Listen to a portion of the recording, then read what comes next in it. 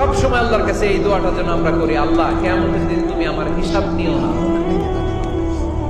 আল্লাহ তুমি আমার বিচার বসিও না, আল্লাহ তুমি দয়া করে আমারে মাফ করে দিও।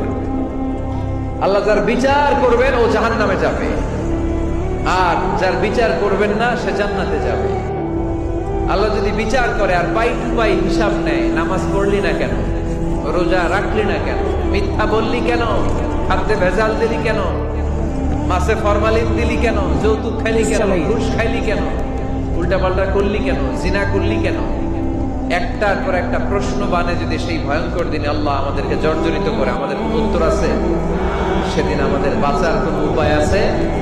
তাই আমরা সবাই আল্লাহর কাছে দোয়া করবো, আল্লাহ কোনো বিচার টিচার মানি না, কোনো বিচার করতে পারবো না, দয়া করবা। কথা কয় না? কি করবে? এবার আওয়াজ করে বলেন, বিচার চান না দয়া চান?